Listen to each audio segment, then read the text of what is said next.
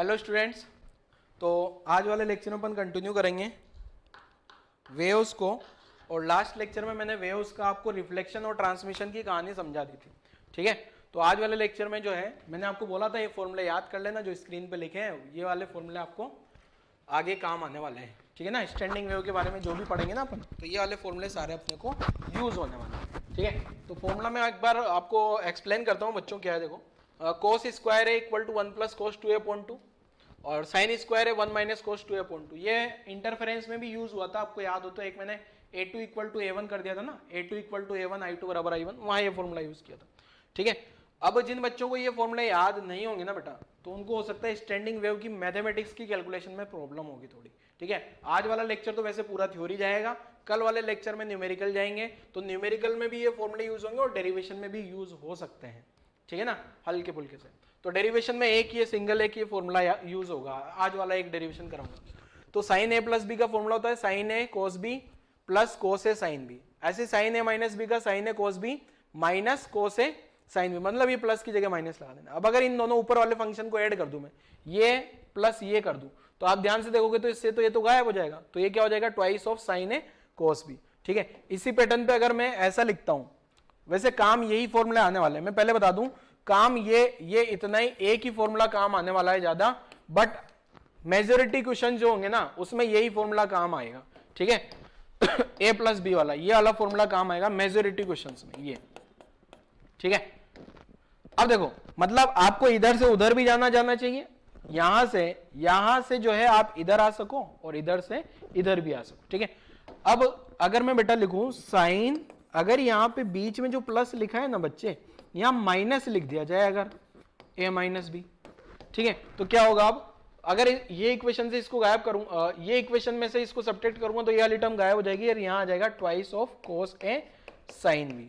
ठीक है, तो ये फॉर्मूला भी यूज हो सकता है, बट ज्यादा यही यूज होने वाला है। ठीक है, तो ये फॉर्मूला हो गया। ऐसे सेम पैटर्न पे आपको पता होगा बेटा कोस के फॉर्मूले भी बनते हैं, तो ये वाले नोट करके लिखे हो आपने, तो अब मैं कोस वाले लिख देता हूं। देखो थर्ड में कोस ए प्लस बी का लिखता हूं। पहले कोस वाले फॉर्मूले हो सकता है काम ना है, बट आपको याद इसलिए होने चाहिए क्योंकि अगर एक भी क्वेश्चन में आ गया ना तो फिर आपका वही क्वेश्चन अटक जाएगा अगर फॉर्मूला नहीं याद होगा तो।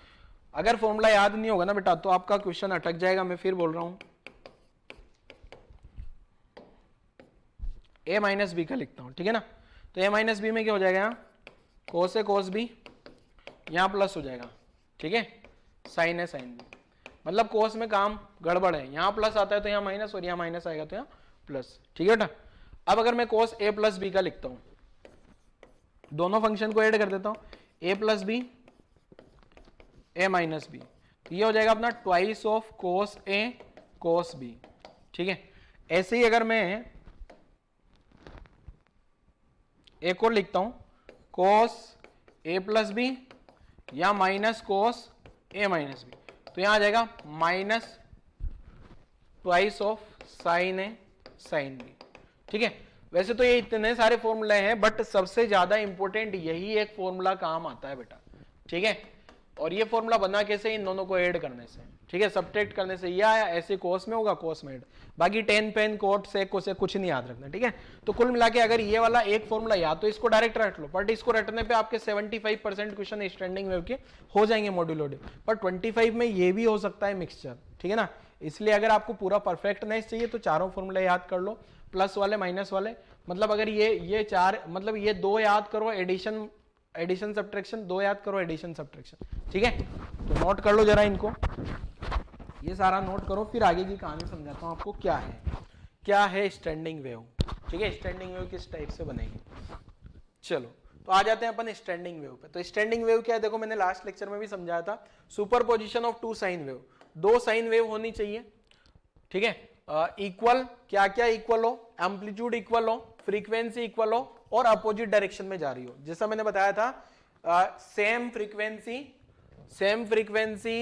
सेम एम्पलीट्यूड अपोजिट डायरेक्शन में, ये अपन ने इंटरफेरेंस जब सुपरपोजिशन समझा था ना वहां भी मैंने बता दिया था आपको। तो सुपरपोजिशन होगा दो वेव्स का, और दोनों वेव का क्या क्या सेम है, एम्पलीट्यूड सेम है, फ्रीक्वेंसी सेम है, अपोजिट डायरेक्शन है। जैसा कि आप यहाँ देख पा रहे होंगे, एक वेव इधर से आ रही है, एक वेव इधर से, इसका एम्पलीट्यूड फ्रीक्वेंसी बराबर होना चाहिए। ठीक है, जो एम्पलीट्यूड इसका फ्रीक्वेंसी इसका वही उसका, और दोनों की डायरेक्शन अपोजिट आपको दिख रही होंगी। मतलब कुल मिला के अगर ये वाली वेव का डायग्राम से पूरी ऊपर वाली डेफिनेशन क्लियर है क्या? अब सुपरपोजिशन में तो वही करते हैं कि अपन y equal to y1 plus y2 लगा देते हैं, ठीक है। तो किस टाइप से सुपरपोजिशन लगाना है देखो मैं समझाता हूँ। यहां तक की कहानी वीडियो पोस्ट करके नोट करो, सुपरपोजिशन ऑफ स्टैंडिंग वेव, फिर इसकी मैं कहानी समझाता हूँ। देखो किस टाइप से इक्वेशन बनेगी। अब इसका इक्वेशन होगा, इसका इक्वेशन का फेज, इसका इक्वेशन, दोनों इक्वेशन लिख के ऐड करेंगे, और ऐड करते टाइम आपको ध्यान रखना है यही फॉर्मूला लगने वाला है, ये वाला फॉर्मूला लगने वाला है, ठीक है। तो नोट करो जरा यहां तक की कहानी स्टैंडिंग वेव में। चलो अब देखो मैं पहले इक्वेशन लिख लेता हूं y1 और y2 की, y1 और y2 की इक्वेशन लिख देता हूं, इसको भेज देते हैं अपन ऊपर यहां पे, ठीक है। मान लो ये जो इधर से जो वेव जा रही है ना y1, उसका जो इक्वेशन है ना a sine omega T minus K X. अब एक चीज ध्यान रखनी बेटा, यहां मैंने एम्पलीट्यूड a1 a2 नहीं लिखूंगा क्योंकि दोनों के एम्पलीट्यूड सेम है, ठीक है। ऐसे जो y2 लिखूंगा यहां पे भी एम्पलीट्यूड यही लिखूंगा, और यहां साइन, और एक चीज और ध्यान रखनी है ओमेगा टी प्लस कर दूंगा। प्लस इसलिए किया क्योंकि ये वाली डायरेक्शन जो है पॉजिटिव एक्स में जा रही है, ये वाली नेगेटिव एक्स में जा रही है, दोनों वेव। मैंने पल्स बनाई है, वेव बनाऊंगा तो सारी खिचड़ी पक जाएगी, पता ही नहीं लगेगा। वेव में तो आपको पता ही नहीं लगेगा कौन सी वेव किधर जा रही है, इसलिए मैं हमेशा पल्स ड्रॉ करता हूँ, ठीक है ना। पल्स में थोड़ा सा पता लगता है ये पल्स इधर जा रही है, ठीक है। पल्स इधर जा रही है, वेव इधर जा रही है, ऐसा बोल दूं, ये वेव इधर जा रही है, इधर जा रही है, दोनों सुपरपोज करेगी तो y equal to y1 plus y2 करते हैं जरा बच्चों। तो y equal to a sine omega T minus K X plus a sine omega T plus K X. अब a तो थ्रू आउट कॉमन ले लेते हैं बेटा, और यहां जो बचेगा अपने पास sine omega T minus K X plus sine. अब मैं एक काम करता हूं, इसको इधर लिख लेता हूं और omega T minus K x को यहां लिख दूं, वो फॉर्मेट बनाने के लिए, और कुछ नहीं, चाहो तो कैसे भी लिख सकते हो। इसको मैंने यहां लिख लिया, इसको यहां लिख लिया, उससे कोई फर्क नहीं पड़ रहा। अब आप अगर आप देखोगे तो ये साइन a प्लस बी, ये फॉर्मूला लगाना होगा मुझे, कौन सा, साइन, मैं यहां फॉर्मूला लिखता हूं, फॉर्मूला है तो अलग कलर से लिखूं, ये जो फॉर्मूला है sine a plus B plus sine a minus B, मैंने कल बताया था आपको बेटा ये वाला फॉर्मूला लगाना हो। तो अगर आप ध्यान से देखोगे तो ये तो a की जगह आ रहा है, b की जगह a और b, ठीक है ना। तो आंसर जो होता है इस फॉर्मूले में होता है 2 साइन a cos b। मतलब कुल मिला के जो ये y का वैल्यू आने वाला है ना, यहां से अगर सिंप्लीफाई करूंगा मैं तो y का वैल्यू कितना आ जाएगा बेटा, ये तो a एज इट इज रहेगा, यहाँ ब्रैकेट के अंदर 2 आ जाएगा, 2 साइन, अब a की जगह क्या आ जाएगा, ओमेगा टी इंटू कॉस के एक्स। ये इस टाइप की इक्वेशन आ गई। अगर इसको और सिंप्लीफाई किया जाए तो ये जो y इक्वल टू बन के आ रही है twice of a cos K X into sine omega T. ये इस टाइप से मेरे पास स्टैंडिंग वेव का इक्वेशन आ रहा है, ठीक है। फाइनल कंप्लीट सोल्व करने पे ये इस टाइप से आ जाता है बच्चों, ठीक है। तो ये 2a cos K X into sine omega T आ गया। अब अपन जो है ये स्टैंडिंग वेव आई है ना, इसके बारे में आगे और कहानी समझेंगे। अब देखो अगर आपने SHM पढ़ा हो तो ये तो साइन ओमेगा टी तो क्या बताता है, पार्टिकल का SHM। अब ये वाली जो पूरी की पूरी टर्म है ना बेटा, ये जो पूरी की पूरी टर्म आ रही है, ये पूरी की पूरी टर्म एम्पलीट्यूड है। इसको एम्पलीट्यूड लिख दें तो a साइन ओमेगा टी बन जाएगा, यहाँ पे a साइन ओमेगा टी ऐसा बन गया क्या, देखो। अब ये जो एम्पलीट्यूड होता है ना, ये स्टैंडिंग वेव का एम्पलीट्यूड होता है, इसलिए इसको AS लिखते हैं। AS का मतलब स्टैंडिंग वेव का एम्पलीट्यूड, ठीक है। तो मैं लिख भी देता हूं, देखो अभी और ऊपर बढ़ाते हैं इसको। तो यहां पे मैंने लिख लिया 2, ये जो 2a cos के एक्स है इसको लिख दिया AS। AS का मतलब एम्पलीट्यूड ऑफ स्टैंडिंग वेव, यह है amplitude of standing wave. Standing wave का एम्पलीट्यूड है ना, क्लियर है। तो अगर मैं यहां से इक्वेशन देखूं बेटा तो y इक्वल टू AS आ गया और AS साइन ओमेगा टी आ रहा है, क्लियर है बच्चे, ठीक है। मतलब अगर देखा जाए तो यहां पे क्या हो रहा है, मीडियम के जो भी पार्टिकल है वही, ये SHM की इक्वेशन आ गई क्या, ये क्या आ गई, इक्वेशन ऑफ SHM। आपको पता होता है तो इक्वेशन ऑफ SHM आ गई क्या, मतलब ये पार्टिकल जो है मीडियम के पार्टिकल क्या कर रहे होंगे, SHM कर रहे होंगे, SHM कर रहे हैं। बट ये स्टैंडिंग वेव का एम्पलीट्यूड AS जो है ना, ये स्टैंडिंग वेव का एम्पलीट्यूड बच्चों वेरिएबल है, और किसके साथ वेरी कर रहा है, यहां से देखो जरा, 2a cos के एक्स को स्टैंडिंग वेव का एम्पलीट्यूड मान लिया मैंने, ये एम्पलीट्यूड जो है ना x के साथ में वेरी कर रहा है। x का वैल्यू बदलूंगा ना, x का वैल्यू 0 रखूंगा π/2 या x का वैल्यू कुछ भी रखूंगा ना, अलग अलग 0 1 2 3 4 5, तो स्टैंडिंग वेव का एम्पलीट्यूड बदल जाएगा। तो अभी यहाँ पे अपन समझेंगे आगे प्रॉपर्टीज ऑफ स्टैंडिंग वेव। तो वहां मैं पहला ही पॉइंट ये लिखूंगा कि स्टैंडिंग वेव का जो एम्पलीट्यूड है वेरिएबल है और ये कोस के साथ में बदल रहा है, मतलब पीरियडिकली बदल रहा है। ठीक है, एम्पलीट्यूड जो बदल रहा है वो पीरियडिक बदल रहा है। अब इसमें जो एम्पलीट्यूड आएगा ना बेटा, इसमें कोस वाला फंक्शन आएगा। ठीक है, क्लियर है कहानी? तो वीडियो पॉज करो, यहां तक नोट करो, फिर अपन एक एक करके सारी कहानी समझेंगे। ठीक है, धीरे धीरे सारी कहानी समझते हैं। अब यहां से अगर मुझे पार्टिकल का वेलोसिटी चाहिए, जैसे पार्टिकल का वेलोसिटी चाहिए, वेलोसिटी ऑफ पार्टिकल, तो ये आ जाएगा del y upon del t। और मुझे पता है कि ये जो एम्पलीट्यूड है ना बेटा, ये एम्पलीट्यूड में तो x आ रहा है, तो x कांस्टेंट है, x तो t के रेस्पेक्ट में कांस्टेंट होगा, तो यहाँ आ जाएगा as साइन की जगह cos omega t into omega और लिख देना। मतलब पार्टिकल का जो मैक्सिमम वेलोसिटी होगा ना वो कितना होगा, ओमेगा इंटू स्टैंडिंग वेव का एम्पलीट्यूड। ऐसे ही पार्टिकल का एक्सेलरेशन भी निकाला जा सकता है क्या बेटा? यहीं से अगर आगे बढ़ाऊं तो अगर मुझे पार्टिकल का एक्सेलरेशन चाहिए तो डबल डिफरेंशिएशन कर दूं ऊपर वाली इक्वेशन, y का 2 बार डिफरेंशिएशन, तो ये आ जाएगा क्या बेटा, minus omega square as sign omega T. ठीक है, रटना कुछ भी नहीं है, omega square into standing wave का। अब ये जो स्टैंडिंग वेव का एम्पलीट्यूड है ना बेटा, यही बड़ा मजेदार है। स्टैंडिंग वेव का जो एम्पलीट्यूड है ना, वही अलग टाइप का एम्पलीट्यूड आ रहा है ये, और ये एम्पलीट्यूड आ रहा है 2a cos kx, जहां पे ये a जो है ना बेटा, a क्या है, ट्रैवलिंग वेव का एम्पलीट्यूड है। देखो ध्यान से, a जो है क्या है बेटा, वो जो ट्रैवलिंग वेव थी ना, ये वाली जो ट्रैवलिंग वेव है, a ट्रैवलिंग वेव का amplitude, a travelling wave, travelling wave का तो एम्पलीट्यूड कांस्टेंट होता है, बट स्टैंडिंग वेव का एम्पलीट्यूड वेरिएबल आएगा x के साथ बदलने पे। ठीक है, तो आप पूरी कहानी लिखो वीडियो पॉज करके, पहले यहां तक अगर आपने नहीं लिखा हो तो ये लिखो, जल्दी पॉज करो, वीडियो लिखो फटाफट, ये भी लिखो पूरा, फिर आगे बढ़ते हैं। अब अपन क्या करते हैं, एक एक करके स्टैंडिंग वेव की सारी प्रॉपर्टीज समझते हैं, इसकी स्टैंडिंग वेव कैसे क्या है सारी प्रॉपर्टी डिस्कस करते हैं। ठीक है, तो यहाँ आ गया क्या, नेक्स्ट जो है इसके बाद आ गया अपने पास ये जो यहाँ तक की कहानी लिख ली होगी आपने, सम प्रॉपर्टीज ऑफ स्टैंडिंग। तो पहली प्रॉपर्टी हो गई क्या, पहला point, as this equation satisfy wave equation. अगर आप देखोगे ना बेटा, ये जो इक्वेशन आई है, कौन सी इक्वेशन की बात कर रहा हूं मैं, ये जो इक्वेशन आई है ना, ये जो इक्वेशन आई है, ये जो है वेव इक्वेशन को सेटिस्फाई करती है। पहला तो ये वेव इक्वेशन को क्या करेगी है, सेटिस्फाई करेगी, वेव इक्वेशन को सेटिस्फाई करेगी। ठीक है, अब वेव इक्वेशन कौन सी है, वो जो बताई थी ना, del y upon del x square equal to 1 upon v square del 2y upon del t square, ये वेव इक्वेशन होती है। और अगर आपको याद हो बेटा, तो जब मैंने ये इक्वेशन पढ़ाई थी ना, वहां एक न्यूमेरिकल दिया था y equal to a sine 4x minus 2t, एक तो ऐसा दिया था, और दूसरा दिया था y equal to a sine 4x और cos 2t। ठीक है, और अगर आप ध्यान से देखोगे ना, तो यहां पे ये तो अपने पास ट्रैवलिंग वेव थी, तो ट्रैवलिंग वेव से मैंने बोल दिया था वेव है, बट ये ट्रैवलिंग वेव नहीं आई थी, और मैंने वहां बताया था ये स्टैंडिंग वेव का इक्वेशन है। तो आप देखो जरा ध्यान से, ये इक्वेशन भी इसी पैटर्न की बन रही है क्या, ऑलमोस्ट साइन कोस ही तो इंटरचेंज हुए, वो तो फॉर्मूले पे डिपेंड करेंगे। ये फॉर्मूला बदलते ही, जैसे यहाँ पे जो है ना फॉर्मूला बदलते ही ये साइन कोस तो इंटरचेंज हो जाते हैं क्या, देखो कोस इधर आ गया, साइन इधर आ गया। ठीक है ना, तो क्लियर है। तो ये इस टाइप की इक्वेशन, और इसका जो वेव स्पीड आया था ना, अगर आप लोगों ने देखा होगा, इसका जो वेव स्पीड आया था वो भी कैलकुलेट करके बताया था मैंने यहां से कंपेयर करके। ठीक है ना, तो कुल मिला के ये जो इक्वेशन आ रही है ना, ये वेव इक्वेशन है, ओनली वेव इक्वेशन को सेटिस्फाई करती है, ट्रैवलिंग वेव को सेटिस्फाई नहीं करती है। तो ये पहला पॉइंट आ गया, as this equation satisfy wave equation, इसको सेटिस्फाई कर देती है। यहां पे जो आप wave speed of standing wave निकालोगे वो भी ओमेगा अपॉन के ही आ जाती है बेटा। ठीक है, अगर आपको ध्यान हो, ये वाला न्यूमेरिकल जो मैंने कराया था, देखना जरा नोट्स पलट के, यहां पे जो स्पीड आई थी ना, वही सेम स्पीड यहां पे भी आई थी, देखना आप ध्यान से। ठीक है, क्योंकि जो के का वैल्यू यहां आ रहा है वही सेम के यहां आ रहा है, जो ओमेगा यहां आ रहा है वही ओमेगा यहां था न्यूमेरिकल में, और दोनों का आंसर सेम आया था। आप ध्यान से देखोगे तो क्वेश्चन देख लो, तो यहां भी मैंने लिखा है wave speed of standing wave equal to omega upon K, या फिर सेम एज ट्रैवलिंग।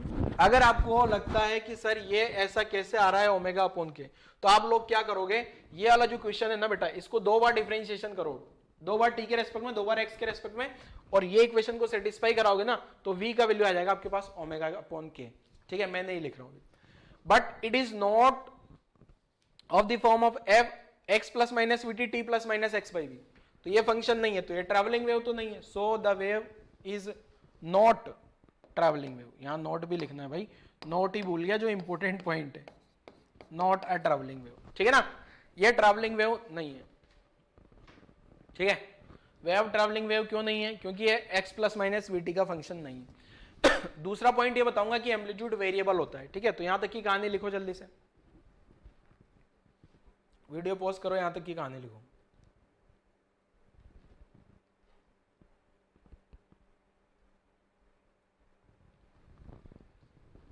देखो दूसरा पॉइंट ये आ गया, amplitude of standing wave very with position, position के साथ में बदलता रहता है ये, और पीरियडिकली भी, पीरियडिकली, ठीक है। कैसे बदलता है भी बता दूंगा। ये जो स्टैंडिंग वेव का एम्पलीट्यूड जो है साइन भी आ सकता है, कोस भी आ सकता है। यहां पे जो है ना, यहां पे जो है बेटा ए, ये ए जो है ना, ये ए तो एम्पलीट्यूड ऑफ ट्रैवलिंग वेव है। स्टैंडिंग वेव का एम्पलीट्यूड जो है ना, अभी जैसे यहां से अगर देखा जाए तो मैंने ये लिखा था स्टैंडिंग वेव का एम्पलीट्यूड, जैसे यहां लिख दिया था 2a cos के x। अब कोस भी आ सकता है बच्चे, और कभी हो सकता है साइन भी आ जाए, तो इसलिए मैंने दोनों ही लिख दिए, दोनों हो सकते हैं, ठीक है। अब अगर मान लो अगर स्टैंडिंग वेव का एम्पलीट्यूड साइन आता है, अगर ये इस टाइप से साइन आता है, ठीक है, ये x आ गया, ये स्टैंडिंग वेव का एम्पलीट्यूड, ये इस टाइप की इक्वेशन कब बनेगी? जब स्टैंडिंग वेव का एम्पलीट्यूड 2a sin के x होगा, ठीक है। और यही एम्पलीट्यूड स्टैंडिंग वेव का बेटा cos का बनता है, standing wave equal to twice of cos K x होता है। तो cos के x वाले केस में यहां से शुरू कर देना है ग्राफ को, ठीक है ना, क्लियर है। तो यहां एम्पलीट्यूड ऑफ स्टैंडिंग वेव तो क्या आ गया, पीरियडिकली वेरी करेगा, देखो बदल भी रहा है, साइन और कोस का फंक्शन बन रहा है ना। दूसरा ये कैपिटल ए, ये वाला ए क्या है, ट्रैवलिंग वेव का एम्पलीट्यूड है, ठीक है। और दूसरा अब यहां पे एक टर्म होगी कि यहां मैक्सिमम एम्पलीट्यूड क्या हो सकता है और मिनिमम एम्पलीट्यूड क्या हो सकता है। अगर मैं बोलूं बेटा मिनिमम एम्पलीट्यूड, जरा आप लोग सोचो, अगर कोई भी एक इक्वेशन ले लो, चाहे ये वाली ले लो चाहे ये वाली ले लो, आप ये सोचो और बताओ मुझे कि मैक्सिमम एम्पलीट्यूड क्या होगा और मिनिमम एम्पलीट्यूड क्या होगा। तो अगर मैं मैक्सिमम एम्पलीट्यूड की बात करता हूं बेटा, अगर मैं मैक्सिमम एम्पलीट्यूड की बात करता हूं तो मैक्सिमम एम्पलीट्यूड हो रहा है मेरे पास 2a और मिनिमम एम्पलीट्यूड हो रहा है 0। देखो मिनिमम एम्पलीट्यूड यहाँ 0 है क्या, यहाँ भी ये, यहाँ भी 0 0 आ रहा है क्या, और मैक्सिमम जो है ये वाली वैल्यू आपको पता है ना, इसकी मैक्सिमम वैल्यू साइन के x की मैक्सिमम वैल्यू 1, तो 1 से इसको मल्टीप्लाई करो, cos की मैक्सिमम वैल्यू 1, तो इसका एम्पलीट्यूड भी 2 आ रहा है। तो मैक्सिमम एम्पलीट्यूड क्या हो सकता है 2a और मिनिमम एम्पलीट्यूड क्या हो सकता है 0, ठीक है। अब ये जो मैक्सिमम एम्पलीट्यूड वाले पॉइंट्स होते हैं ना बेटा, जो भी पॉइंट्स मैक्सिमम एम्पलीट्यूड वाले हैं, इन सभी को अपन नाम देते हैं एक अच्छा सा नाम, एंटी नोड। और जो मिनिमम एम्पलीट्यूड 0 एम्पलीट्यूड वाले पॉइंट्स हैं उनको नाम देते हैं नोड, ठीक है। तो क्या है नोड एंटी नोड, उनकी कहानी समझाते हैं भी, ठीक है। मिनिमम एम्पलीट्यूड वाले पॉइंट को क्या नाम देते हैं, जिनका एम्पलीट्यूड मिनिमम है नोड, एम्पलीट्यूड मैक्सिमम है एंटी नोड, ठीक है। यहाँ पे ये वाले का मिनिमम, ये वाला जो पॉइंट है ना, ये मिनिमम एम्पलीट्यूड, ये जो मिनिमम एम्पलीट्यूड वाले पॉइंट है इनको क्या नाम दिया अपन ने, नोड, और इनको क्या नाम दिया, एंटी नोड।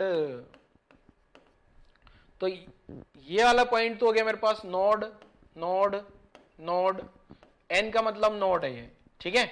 ऐसे यहां भी नोड होंगे क्या, क्या रस्सी पे बहुत सारे नोड होंगे, और ये वाले पॉइंट होंगे anti node, not anti, anti है एंटी नोड, एंटी नोड, ये सब वाले पॉइंट क्या है, ये एंटी नोड वाले पॉइंट, ठीक है। अब नोड और एंटी नोड क्या है, जैसे अपन ने कंस्ट्रक्टिव डिस्ट्रक्टिव इंटरफेरेंस पढ़ा था ना, उसी टाइप की कैलकुलेशन यहां भी करूंगा अभी, ठीक है। जहां मैक्सिमम एम्पलीट्यूड होगा वहां maximum intensity constructive interference, minimum intensity destructive. तो यहाँ मैक्सिमम एम्पलीट्यूड है ना, तो उसको एंटी नोड बोलते हैं, मिनिमम एम्पलीट्यूड को, मिनिमम एम्पलीट्यूड ऑलमोस्ट 0 होता है जिसको अपन नोड नाम दे देंगे, ठीक है। तो आगे वाला ये पॉइंट नंबर 2 लिखो, अगले पॉइंट में नोड समझाऊंगा, फिर नेक्स्ट पॉइंट में एंटी नोड समझाऊंगा। ये आ गया देखो नोड्स, नोड्स क्या है बेटा अपने पास, ये जो नोड है ना, नोड क्या है देखो यहाँ लिखा भी है, the points for which amplitude is minimum, और ये मिनिमम एम्पलीट्यूड जो है ना ये ऑलमोस्ट 0 ही होता है। ये क्या होता है, आप चाहो तो ब्रैकेट में लिख देना ऑलमोस्ट 0, ठीक है। अब जो रस्सी है, अगर मान लो बेटा मिनिमम एम्पलीट्यूड चाहिए मुझे, अगर रस्सी जो है ना, जैसे एम्पलीट्यूड मान लो स्टैंडिंग वेव का एम्पलीट्यूड 2 है sin के x आ रहा है, ठीक है, जरूरी नहीं है साइन आ जाए, cos भी आ सकता है, ठीक है। अगर sin के x आएगा बेटा तो ये जो वेव बनेगी, यहाँ पे पॉइंट अगर मैं x इक्वल टू 0 लिख दूं, यहाँ स्टैंडिंग वेव बना रहा हूं, इधर x है, ठीक है। तो ये वेव जो है मेरे पास इस टाइप से बनेगी, ठीक है। तो इनमें जो नोड वाले पॉइंट है 0 एम्पलीट्यूड रखने वाले हैं वो ये है क्या, इसको भगा देता हूं, ठीक है। ये सब नोड है क्या, ये भी नोड है क्या, ये सब नोड है क्या। मतलब अगर देखा जाए बेटा तो पहला पॉइंट तो ये है, अगर यहाँ इक्वेशन साइन की है, इक्वेशन कौन सी है, साइन की, तो x इक्वल टू 0 पे क्या बनने वाला है मेरा, नोड 8। अब मुझे नोड जो देखना है ना, x इक्वल टू 0 पे तो नोड बन गया, यहाँ x इक्वल टू 0 पे नोड बन गया, ठीक है। बाकी सारी कहानी समझाता हूं, देखो मैं, नोड का मतलब मिनिमम एम्पलीट्यूड ऑलमोस्ट 0, तो नोड के लिए ये तो 0 लिख दिया, 2a sin kx 0। अब sin kx 0 आ गया, इसका मतलब k इंटू एक्स का वैल्यू भी क्या हो जाएगा, सॉरी sin kx का वैल्यू 0 रहा होगा, क्योंकि स्टैंडिंग वेव का एम्पलीट्यूड तो 0 हो नहीं सकता, ठीक है। इसका मतलब sin kx का वैल्यू 0 रहा होगा, इसका मतलब ये k इंटू एक्स जो है ना बेटा, k इंटू एक्स। अब साइन थीटा 0 कब होता है, जब साइन 0 हो, या pi, 2 pi, 3 pi and 4 pi and so on, ठीक है, क्लियर है। अब k की जगह क्या लिखा जा सकता है बेटा, 2 pi upon lambda into X equal to 0 pi, 2 pi, 3 pi, 4 pi and so on, ठीक है। अब जैसे यहाँ पे 2 पाई को 0 के साथ में लूंगा तो x की वैल्यू क्या क्या आ गई, 0, पहली वैल्यू x की 0 आ रही है क्या, देखो जरा, 2 पाई अपॉन लेमडा x को 0 के, दूसरी वैल्यू मेरे पास लेमडा बाई 2 आ रही है क्या, देखो, तीसरी वैल्यू जो है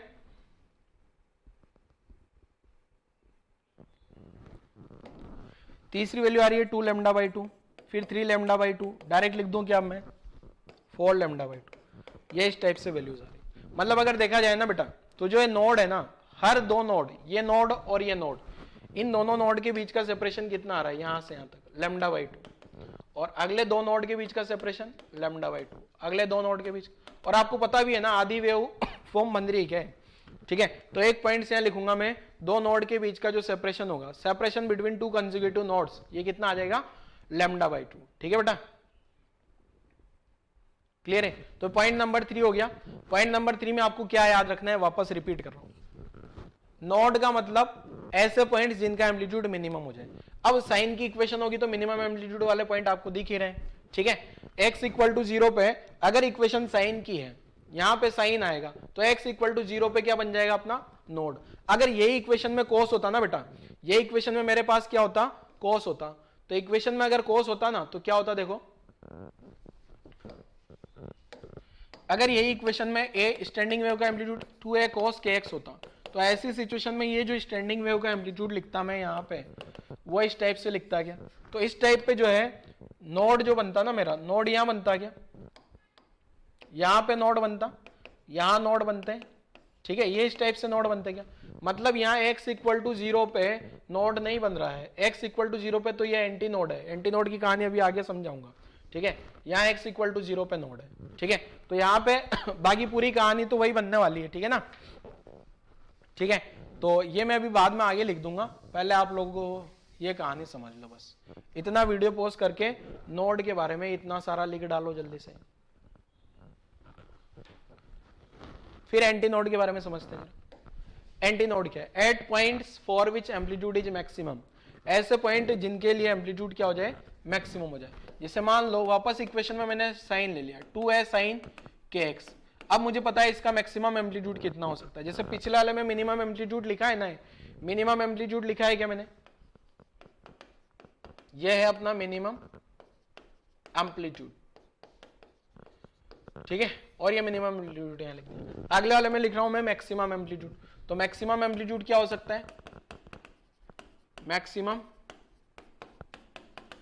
एम्पलीट्यूड 2a, और ये मैक्सिमम एम्पलीट्यूड 2a जो है ये कब आएगा, जब साइन kx का वैल्यू या तो +1 हो जाए या -1 हो जाए, ठीक है। साइन kx का वैल्यू क्या हो जाए बेटा, +1 हो जाए या फिर -1 हो जाए। तो यहां से k इंटू एक्स जो ये आएगा, k इंटू एक्स क्या आ जाएगा मेरे पास, π/2, 3π/2, 5π/2, 7π/2 एंड सो ऑन। मतलब x इक्वल टू क्या आ जाएगा, पहला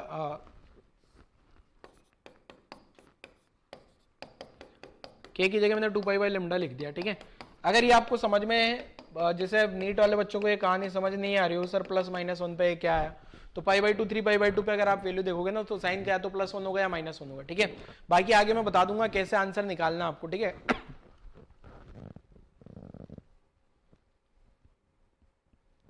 हाँ अब अगर यहां देखो बेटा, तो x का जो पहला वैल्यू आ रहा है ना, ये λ/4 पाया गया, दूसरा 3 λ/4 पाया गया, 5 λ/4, 7 λ/4 एंड ये सो ऑन चलता चला जाए।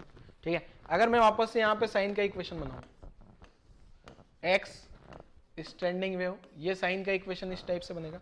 यहाँ पे जो मेरे पास एंटी नोड है ना बेटा, ये एंटी नोड बना गया पहला, फिर ये एंटी नोड बना गया, फिर ये एंटी नोड बना गया। ठीक है ना, साइन के इक्वेशन। यहाँ पे तो ये नोड है, ये नोड है जो अपन पिछली बार पढ़ चुके हैं, पिछले वाला पॉइंट्स।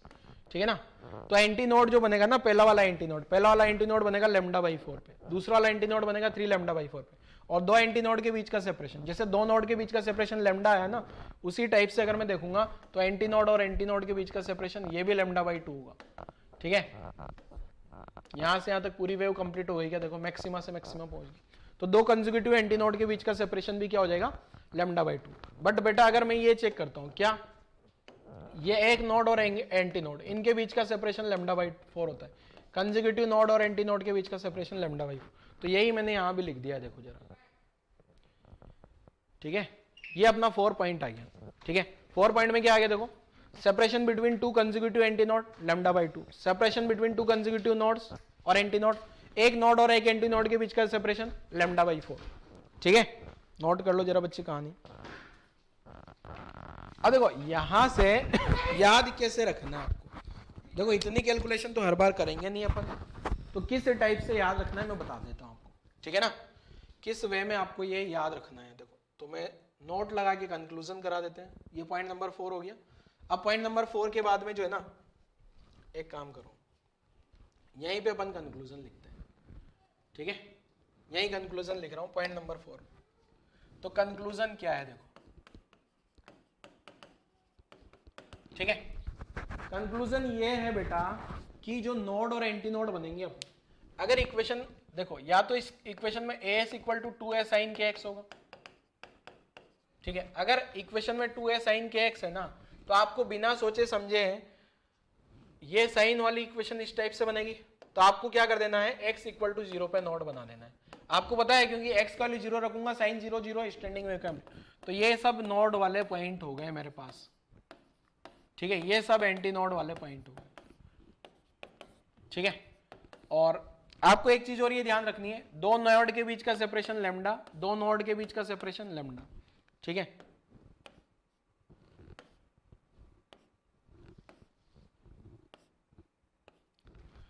क्लियर है। अब मैं बनाता हूं यहां पे एंटी नोड, रेड कलर से बनाते हैं ताकि अलग लगेगा थोड़ा। ये एंटी नोड, ये एंटी एंटी एंटी, तो ये जो दो एंटी नोड बने ना, ये यहां से यहां तक, इन दोनों के बीच का सेपरेशन भी λ/2, और यहां से यहां भी λ/2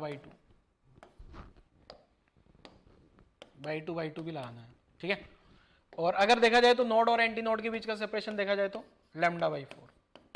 ठीक है, तो कंसेक्यूटिव की बात कर रहा हूं, तो नोड और नोड के बीच का सेपरेशन देखा जाए ना, जैसे एक नोड यहां बन रहा है, दूसरा नोड यहां बन रहा है, तो ये λ/2 की सेपरेशन पे होंगे। एक एंटी नोड यहां बन रहा है, एक एंटी नोड यहां बन रहा है, और एक चीज और ध्यान रखना, नोड और नोड के बीच में एक एंटी नोड भी बनेंगे। ठीक है ना, ये वाली डिस्टेंस भी λ/2 होगी। ठीक है, नोड नोड की कहानी तो होगी। अगर बीच में यहाँ एंटी नोड, तो एंटी नोड और एंटी नोड के बीच का सेपरेशन भी λ/2 ही होने वाला है, बट एक नोड और एक एंटी नोड के बीच का सेपरेशन λ/4 होने वाला है। लगातार की बात हो रही है, तो ये कंक्लूजन तो आया अपने पास साइन के लिए।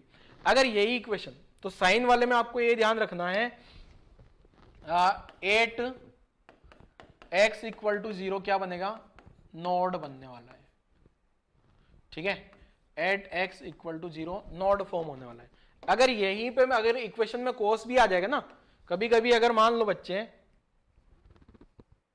अगर इक्वेशन में कोस आ जाता है, ठीक है, अगर स्टैंडिंग वेव का एम्पलीट्यूड ऐसा आ जाए 2a cos kx, ठीक है, अब अगर आप यहाँ x = 0 रखोगे ना, 8x = 0, तो स्टैंडिंग वेव का एम्पलीट्यूड कितना आएगा, 2 है, और मैक्सिमम आ रहा है, इसका मतलब ये तो क्या हो गया, एंटी नोड।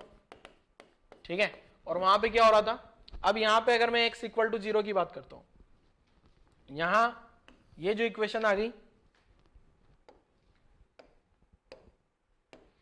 जैसे ये लाइन बना दी मैंने, ठीक है, यहाँ x इक्वल टू 0 आ रहा है, तो x इक्वल टू 0 पे मेरे पास क्या बनने वाला है बेटा, एंटी नोड।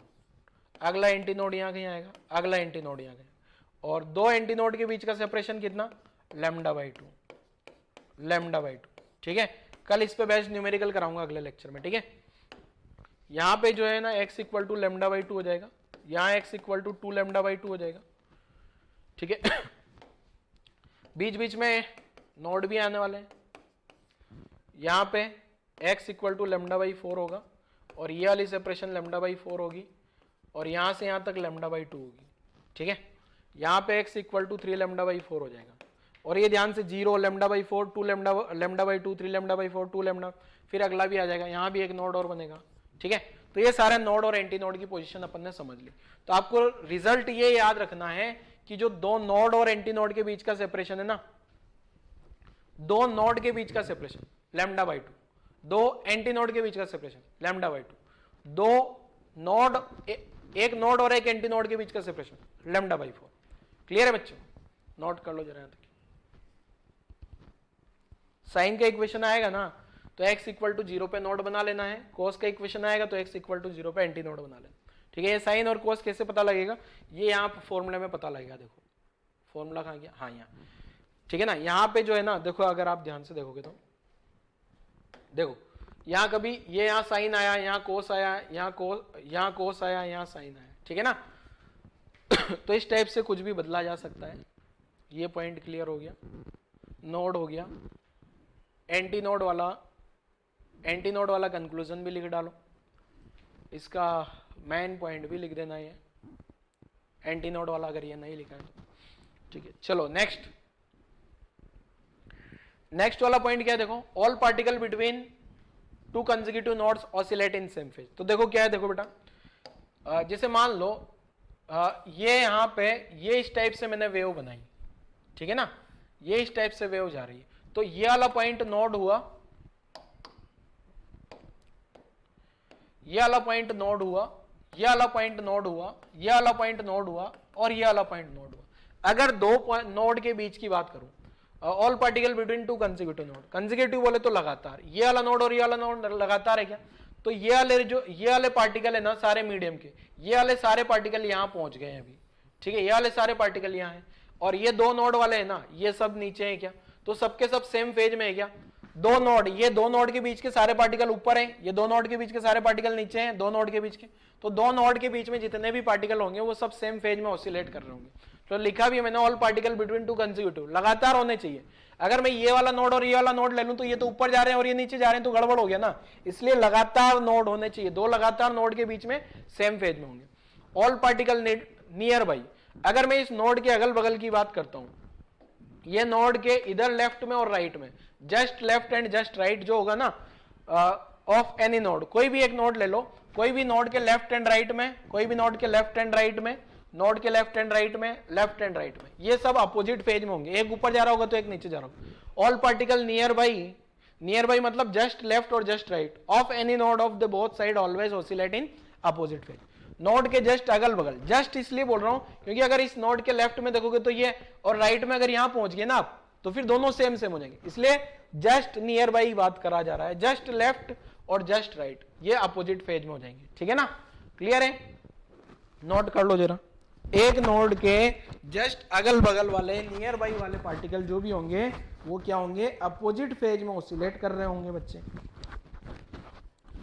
क्लियर है, चलो पॉइंट लिख लिया होगा आप लोगों ने वीडियो। अगला, all medium particle doing SHM with same time period but different amplitude. सबका टाइम पीरियड सेम है पर एम्पलीट्यूड डिफरेंट है। एम्पलीट्यूड डिफरेंट के पीछे तो इतनी सारी कहानी चली आ रही है। Amplitude of standing wave variable है क्या, तो ये वाला पॉइंट बड़ा आसान सा पॉइंट है, इसमें कुछ नहीं करना। ऑल मीडियम पार्टिकल सबका टाइम पीरियड सेम है बट ठीक है। All medium particle through mean position pass through their mean position simultaneously with different maximum velocity.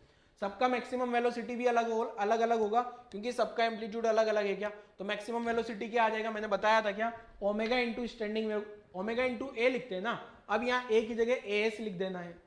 All medium particle pass there mean position at the one complete oscillation, दो बार जाएगा mean position से particle जो है ना, दो बार जाएगा। All medium particle through their mean position pass through their mean position at their one complete oscillation two times, दो बार जाएगा। Hence stationary wave pattern is obtained as a straight line twice as its one complete cycle. एक complete cycle में 2 बार motion आएगा. देखो कैसे भी आगे मैं वापस से सिमुलेशन से भी समझाऊंगा आपको, पहले ये नोट कर लो, अभी ये वाला पॉइंट आगे समझ आ जाएगा. ठीक है, तो देखो क्या बोलना चाह रहा हूं. जैसे मान लो ये है, ये मैंने रस्सी बना दी मान लो. ठीक है, ये रस्सी बना दी और ये t इक्वल टू 0 का डायग्राम आ गया. ठीक है, तो मान लो यहाँ पे नोड नोड आएंगे बीच में, यहाँ नोड आ रहा है, ये इस टाइप से नोड आ रहे हैं. तो ये जो रस्सी है ना बेटा, ये रस्सी क्या होगी, थोड़ी देर बाद ऊपर जाएगी, ये इस टाइप से. वेव अच्छे से नहीं बनी, ये वेव इस टाइप से बन जाएगी. किसी टाइम पे ये यहां पहुंच गई वेव, हो सकता है थोड़ी देर बाद और ऊपर चली गई हो. ठीक है, तो ये जो सब के सब पार्टिकल है ना, एट ए सेम टाइम जो होगा, ये सब पार्टिकल एक ही टाइम पे जो है मीन पोजीशन पे होंगे और एक ही टाइम पे जो है एक्सट्रीम पोजीशन पे होंगे. जैसे अब अगर मैं अभी यहाँ पे वेलोसिटी बनाऊं इनका, यहां पे है मेरे पास स्टैंडिंग वेव, यहां पे sorry anti node, standing wave के नोड एंटी नोड. अब मान लो ये एंटी नोड ऊपर जा रहे हैं तो इनका वेलोसिटी सबसे ज्यादा होगा, क्योंकि इनका स्टैंडिंग वेव का एम्पलीट्यूड सबसे ज्यादा होता है. एंटी नोड पे एम्पलीट्यूड ज्यादा, थोड़ा कम एम्पलीट्यूड थोड़ा कम. ये सब पार्टिकल तो ऊपर जा रहे हैं, बट इधर वाले पार्टिकल जो है ना, ये सब पार्टिकल नीचे जा रहे हैं. नोड वाले पार्टिकल हमेशा रेस्ट में रहेंगे, क्योंकि उनका तो एम्पलीट्यूड ही 0 है. एम्पलीट्यूड 0 का मतलब वो तो वहीं के वहीं है बेचारे. नोड वाले इधर जा रहे हैं. ऐसे यहां भी जो नोड होगा ना अगला, वो इधर जा रहे होंगे ऐसे. ठीक है, क्लियर है. तो नोड एंटी नोड कंजुगेटिव होंगे. अब ये सारे मैंने रस्सी का मीन पोजीशन बनाया, ये t इक्वल टू 0 पे मैंने ये जो रस्सी का पोजीशन बनाया ना, ये कौन सा पोजीशन बना दिया बता, मैंने रस्सी का मीन पोजीशन बना दिया. ठीक है, अब क्या होगा, ये सारे के सारे पार्टिकल एक साथ जो है जैसे यहां पे है ना, ये रस्सी है मान लो t इक्वल टू 0 पे, तो मैं अब अगला जो डायग्राम बनाऊंगा ना t/4 का, अगर डायग्राम t/4 का है ना, तो ये सब पॉइंट्स जो है, सब पार्टिकल जो है अपनी एक्सट्रीम पोजीशन पे आ चुके होंगे. ठीक है, ये वाला जो अगला वाला डायग्राम बना दिया मैंने, मान लो t/8 का बनाया मान लो. ठीक है, अगला मैं बना रहा हूं t/4 का. t/4 पे ये सब कहां चले जाएंगे, अपने एक्सट्रीम पोजीशन पे. तो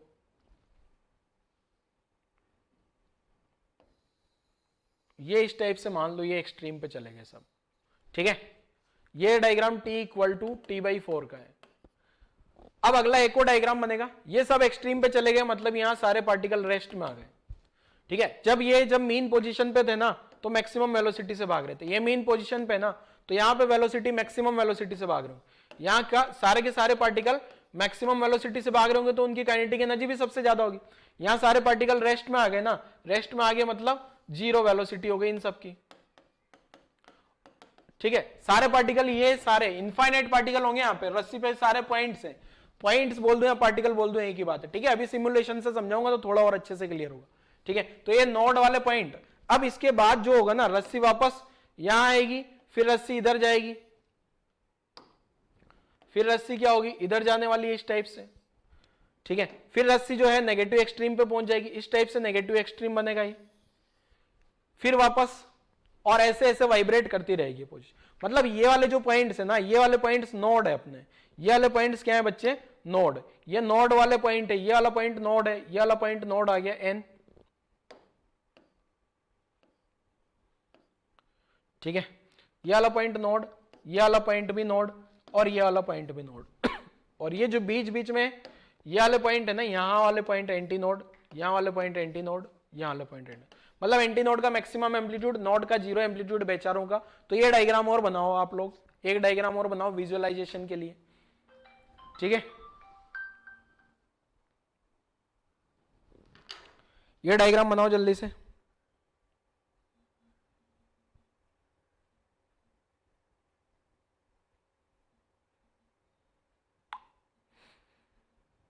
नेक्स्ट,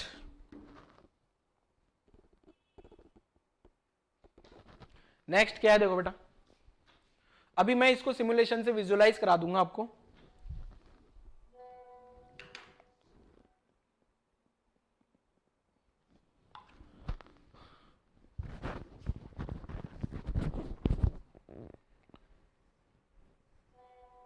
7 पॉइंट पे आ जाता हूं मैं, ठीक है ना।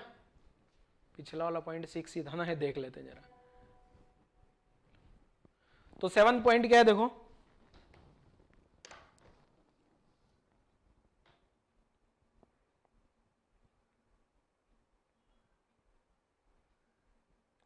सेवन पॉइंट में क्या है देखो, इन standing wave pattern the antinode position displacement velocity is maximum but wave strain is minimum. देखो क्या है देखो,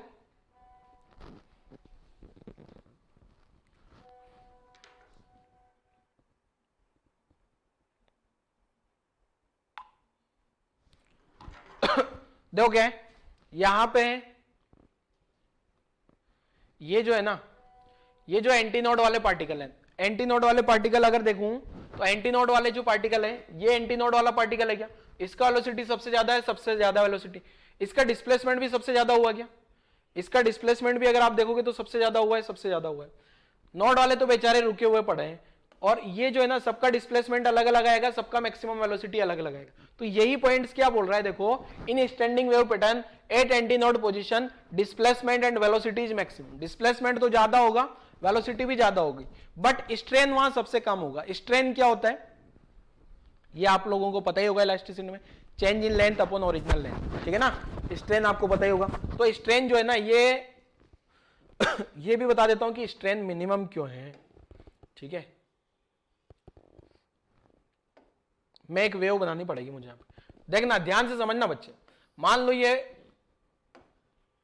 ये मैंने वेव बनाई ये इस टाइप से, ठीक है ना। अब इस वेव की अगर एक्सट्रीम पोजीशन पे जाऊं मैं, तो एक्सट्रीम पोजीशन पे अगर मैं जाता हूं ये, तो ये एक्सट्रीम पोजीशन पे ये ऐसी हो जाएगी क्या। अब अगर आप ध्यान से देखोगे ना इस वेव में, तो यहां की जो लेंथ है वो ओरिजिनल लेंथ ये इतनी थी, वहां की लेंथ में ज्यादा इंक्रीमेंट हुआ है, कौन सी जगह पे, नोड पे। बट एंटी नोड पे जो देखोगे ऑलमोस्ट सेम लेंथ है, ये पहले भी ट्रैवलिंग वेव में भी आया था, ठीक है ना। तो यहां पे जो स्ट्रेन होता है ना वो स्लोप, आप देखोगे यहां स्लोप 0 आ रहा है, यहां स्लोप 0 है, यहां स्लोप मैक्सिमम है। तो ये जो स्ट्रेन का जो स्लोप होता है बेटा, स्ट्रेन का मतलब स्लोप ही है, ठीक है ना। स्ट्रेन क्या होता है आपको पता ही होगा, ठीक है। स्ट्रेन जो आपको बता रखा है change in length upon original length, और यंग्स मॉडुलस से कंपेयर करूं तो मैं यहां स्ट्रेस अपॉन स्ट्रेन, ठीक है। यंग्स मॉडुलस भी अगर क्वेश्चन में दिया होगा कभी तो आप लोग कंपेयर कर लेना सारी कहानी नोड और एंटी नोड पे, ठीक है ना। वाई तो मटेरियल की प्रॉपर्टी है, तो ज्यादा स्ट्रेस कहां होगा, जहां स्ट्रेन ज्यादा होगा वहां स्ट्रेस भी ज्यादा होगा, क्लियर है। Eight node position displacement and velocity is minimum almost 0 but wave strain is maximum, ये भी समझ में आ गया होगा, यहां पे स्ट्रेन सबसे ज्यादा है, ठीक है। चलो नेक्स्ट पॉइंट समझते हैं जरा, वीडियो पॉज करके यहां तक की कहानी लिखो जल्दी से।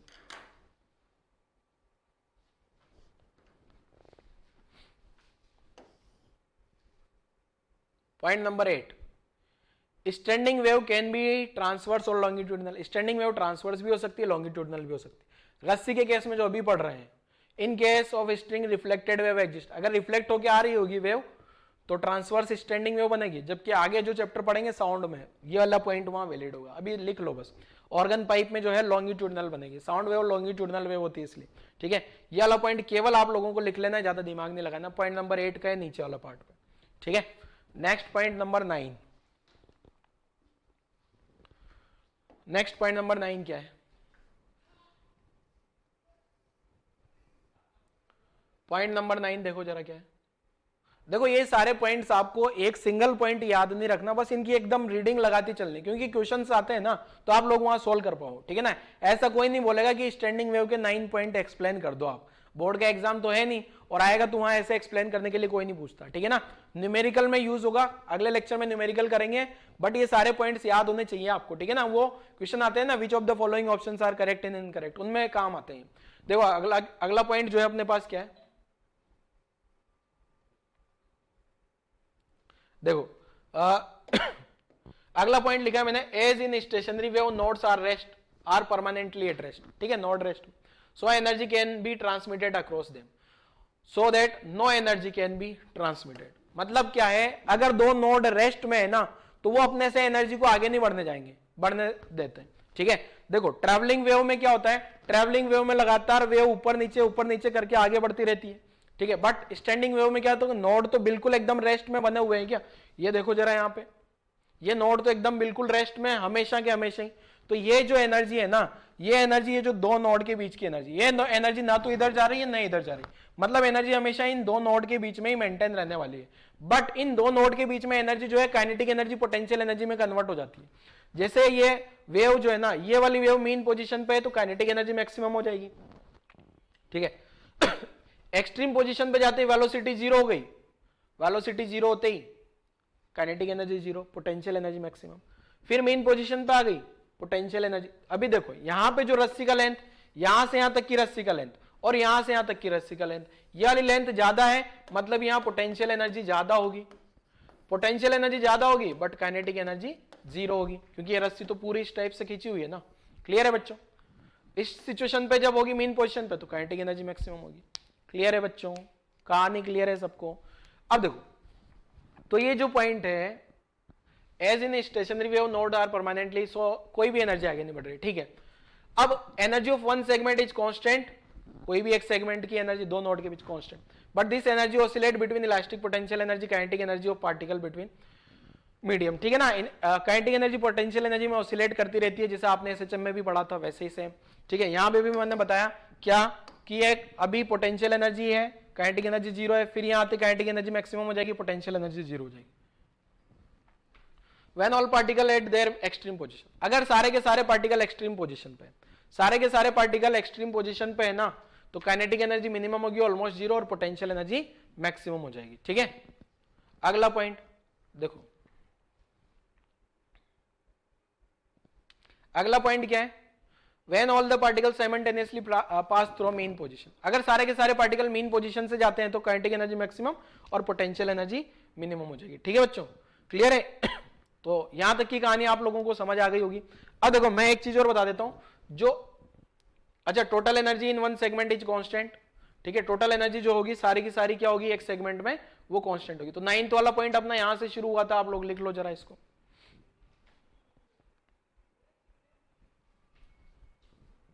ये भी लिख लिया होगा। अब मैं एक और पॉइंट आपको एक्सप्लेन करता हूं, देखो क्या है, यही इसी पॉइंट में कंटिन्यू चल रहा है।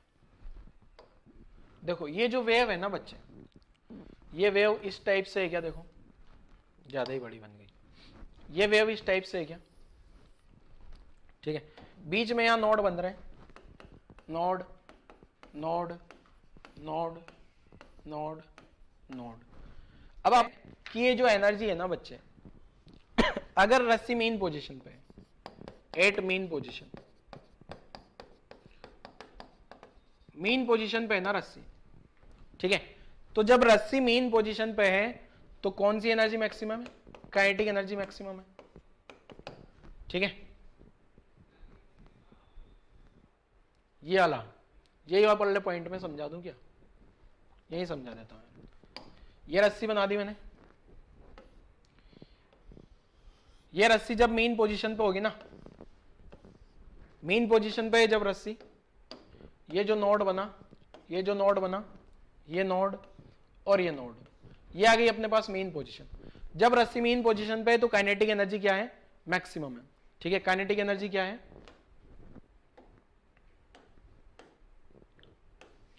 काइनेटिक एनर्जी क्या है बच्चे? मैक्सिमम। और जो काइनेटिक एनर्जी मैक्सिमम होगी ना, वो मैक्सिमम काइनेटिक एनर्जी तो कौन लेके रखेगा? यहां बीच बीच में क्या बनने वाला है अपने? Anti node, anti node, anti node. तो ये जो सारी की सारी एनर्जी होगी ये किसके पास होगी? ये जो एनर्जीज होगी ये जो सारी एनर्जी होगी ये ऑलमोस्ट एंटी नोड के पास होगी क्या? ये तो पोटेंशियल एनर्जी तो मिनिमम हो रही है और ये तो ऑलमोस्ट क्या आ रही है? ऑलमोस्ट, अगर मैं इसको जीरो लिख दूं, ऑलमोस्ट जीरो, ठीक है। और ये जो मैक्सिमम एनर्जी है ये किसके पास में लाई कर रही है? Kinetic energy near the anti node, anti node के पास में ये एनर्जी आ रही है, ठीक है। क्योंकि एंटी नोड ही तो सबसे तेज भाग रहे हैं, तो ज्यादातर एनर्जी जो मैक्सिमम काइनेटिक एनर्जी लाई कर रही हो किसके पास में? नोड के पास में। अब अगला वाला पॉइंट अगर देखें, अगला वाला पॉइंट देखें, टोटल एनर्जी जो है ना, इसको भगा देता हूं, इसकी जरूरत नहीं है। ये वाला डायग्राम में अगर देखूं मैं, ये अगर जब पार्टिकल एक्सट्रीम पोजीशन पे होंगे, तो एक्सट्रीम पोजीशन पे होंगे तो वो इस टाइप से होंगे क्या? अब जब पार्टिकल इस टाइप से हैं तो ये नोड, ये नोड, और ये नोड, ठीक है। अब जब एक्सट्रीम पोजीशन, नहीं यार, हाँ ये वाला पॉइंट समझाना है। देखो क्या, तो ये जो सारे पॉइंट्स,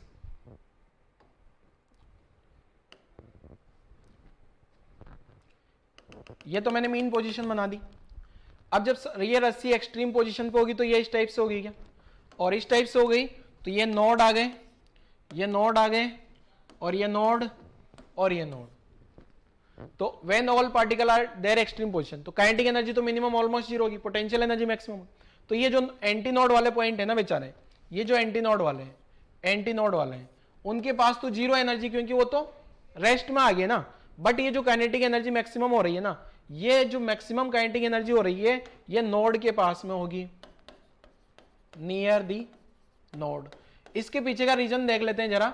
आपको पता है ना, नोड पे, यहां पे ऐसी सिचुएशन पे देखो बेटा, नोड एकदम खींचा हुआ है क्या बेचारा, नोड एकदम खींचा हुआ है, मतलब वहां पे स्ट्रेन बहुत ज्यादा है नोड में स्ट्रेन, बट एंटी नोड में तो कुछ होता ही नहीं है। ये आपको यहां पे भी समझ में आया होगा, स्ट्रेन वाला पॉइंट समझाया था ना अभी मैंने, ये स्ट्रेन वाला पॉइंट यहां पे भी समझाया था, ठीक है ना। तो नोड के पास में क्यों है, क्योंकि नोड बहुत सारा खींचा हुआ है एकदम, तो उसके पास में पोटेंशियल एनर्जी ज्यादा है। तो पोटेंशियल एनर्जी जो है मैक्सिमम है ना, ये ऑलमोस्ट किसके पास में, सारी की सारी नोड के पास में, ठीक है। मतलब नोड के पास में जो होगी पोटेंशियल एनर्जी ये जब एक्सट्रीम पोजीशन पे होगा, kinetic energy minimum, potential energy maximum, और ये मैक्सिमम पोटेंशियल एनर्जी नोड के पास ही होने वाली है, ठीक है।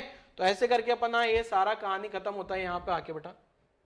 आप लोग अब ये 9th वाला पॉइंट लिखना लो, वीडियो पोस्ट करके और छोटा कर देंगे, 9th वाला पॉइंट लिख लो। फिर आज वाला लेक्चर यही क्लोज करता हूँ। 5 मिनट का सिमुलेशन समझा देता हूँ बस आपको, 5 मिनट का सिमुलेशन समझ लेते हैं, फिर लेक्चर क्लोज करते हैं।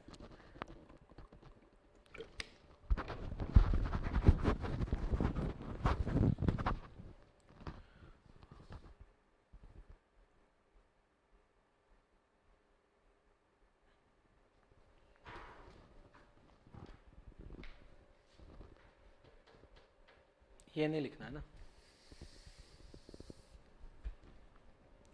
चलो लेक्चर क्लोज करने से पहले सिमुलेशन बताता हूं फटाफट से। आज वाली लेक्चर की जो भी कहानी समझी ना अपन ने देखना जल्दी से।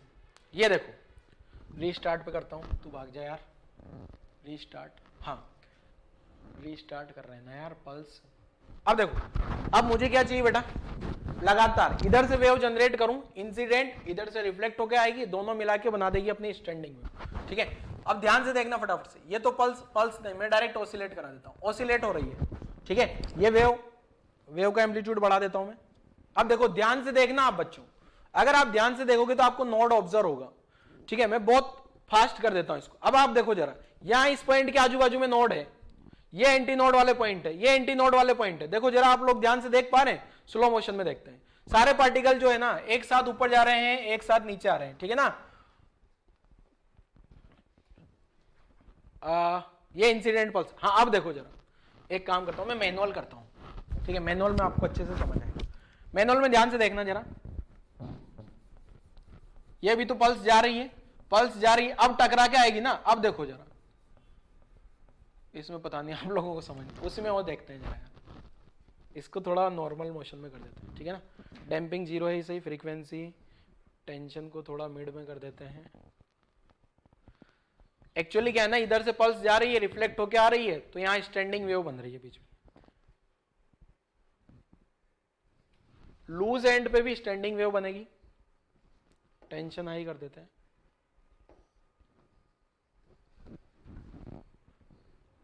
एक सेकेंड, फिक्स एंड कर दिया वापस से, एम्पलीट्यूड थोड़ा कम करते हैं। एक मिनट यार, ये क्या हो रहा है। हाँ अब देखना वापस से,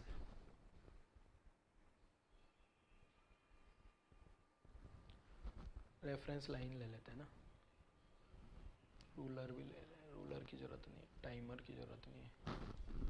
ऑसिलेट, ठीक है। ये पल्स उधर गई, ठीक है, पल्स इधर का जा रही, ठीक है।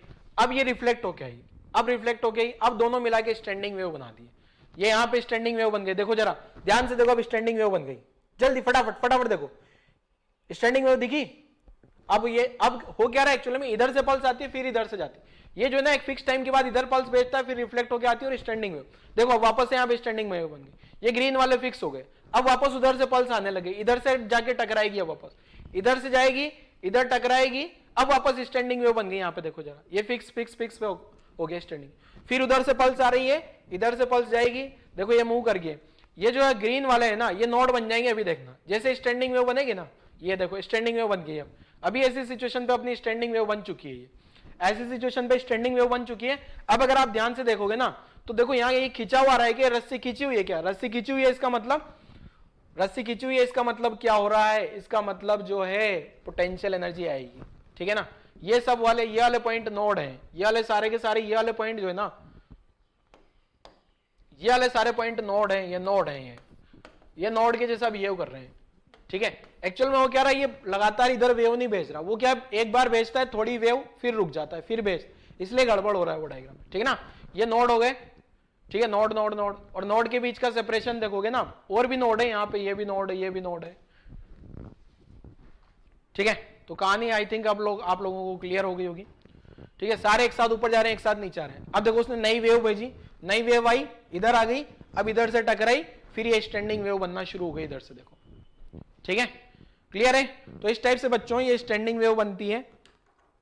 तो आज वाला लेक्चर अपन यही क्लोज करते हैं, स्टैंडिंग वेव के न्यूमेरिकल करेंगे अगले लेक्चर में बच्चों, ठीक है। Thank you.